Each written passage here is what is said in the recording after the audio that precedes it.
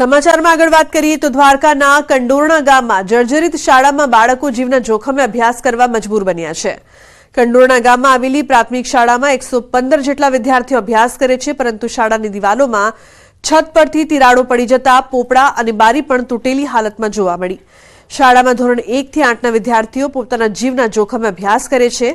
શાળાની જર્જરિત હાલત હોવાથી જો કોઈ દુર્ઘટના સર્જાય તો જવાબદાર કોણ તેવા સવાલ ઉઠી રહ્યા છે, જેથી ગ્રામજનો દ્વારા પાયાની સવલતો સાથે શાળાની બિલ્ડિંગ રિપેર કરવાની માંગ થઈ રહી છે।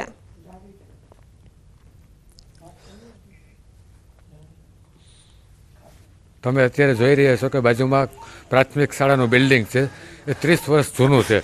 આ બિલ્ડિંગમાં અવારનવાર તિરાડો પડે છે અને પડતા રહે છે, અને આ વિદ્યાર્થીઓ ઘણા બધા ભણે છે, તો એની માથે પડવાનો ભય છે અને વિદ્યાર્થીઓને લાગવાનો અથવા તો મૃત્યુ પણ થઈ શકે છે, એવી હાલતમાં સ્કૂલ છે।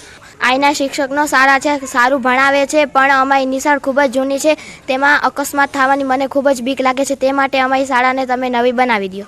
જૂની થઈ ગઈ છે, આમાંથી પોળા પડે છે, આમાં બહુ બીક લાગે છે। નવી નિશાળ બનાવવાની કે રિપેરિંગ કરવાનું।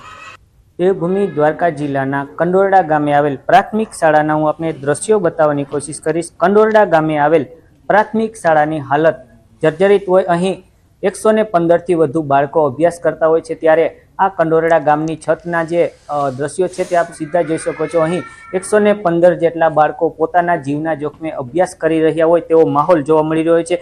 સાથે 6 શિક્ષકો અને 115 બાળકો અહીં અભ્યાસ કરતા હોય છે। આ સ્કૂલની હાલત જર્જરિત હોય, અહીં લોખંડના સળિયા પણ દેખાઈ ગયા હોય, ત્યારે તંત્રને પણ આ સ્કૂલ દેખાતી ન હોય તેવા દ્રશ્યો જોવા મળી રહ્યા છે। સ્થાનિકો તેમજ શિક્ષકો પણ કહી રહ્યા છે કે આ સ્કૂલમાં અમે અનેક વખત તંત્રને રજૂઆત કરી છે, પરંતુ હજી સુધીમાં આ સ્કૂલનું રિપેરિંગ કામ કરવામાં નથી આવ્યું, ત્યારે અહીં બાળકોનો જો કોઈ અકસ્માત થશે તો જવાબદાર કોણ તે અંગે પણ સવાલ ઉઠી રહ્યા છે। ત્યારે આ સ્કૂલના વિદ્યાર્થીઓ તેમજ વિદ્યાર્થીઓના વાલીઓ આ સ્કૂલને રિપેરિંગ કરવાની માંગ કરી રહ્યા છે। તો ગોંડલ પંથકનું મરચું દેશભરમાં જાણીતું છે। આ વર્ષે સારું વાતાવરણ મળી રહેતા ગોંડલ માર્કેટ યાર્ડમાં મરચાની મબલક આવક નોંધાઈ છે।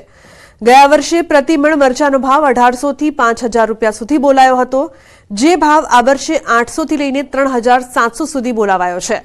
ગોંડલ માર્કેટિંગ યાર્ડમાં આવકનો પ્રારંભ થતાં જ એક દિવસમાં 65000 ભારી મરચાની આવક નોંધાઈ હતી।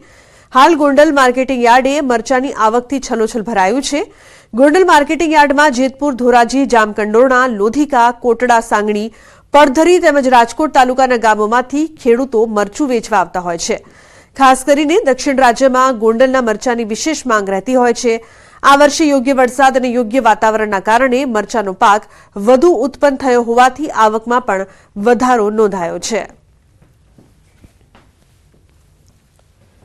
કારણ કે સમગ્ર સૌરાષ્ટ્રમાંથી રાજકોટ, પોરબંદર, અમરેલી, ભાવનગર, સુરેન્દ્રનગર, મોરબી, જામનગર, સમગ્ર સૌરાષ્ટ્રમાંથી મરચાનો પાક લઈ અને ખેડૂતો ગોંડલ માર્કેટિંગ યાર્ડ જ પોતાનો માલ વેચવા માટે પસંદ કરતા હોય, એટલે જ આવી અત્યારે આવક થતી હોય છે। અને મરચાનું ઉત્પાદન વાતાવરણના હિસાબે થોડુંક નબળું રહ્યું છે, પણ માર્કેટિંગ યાર્ડમાં મરચા લઈને આવતા મરચાના ભાવ 2000 થી માંડીને 3000 રૂપિયા મળતા મને 3200 રૂપિયાના ભાવ મળેલ છે। મરચાના ભાવની આવક સારી છે અને આવકને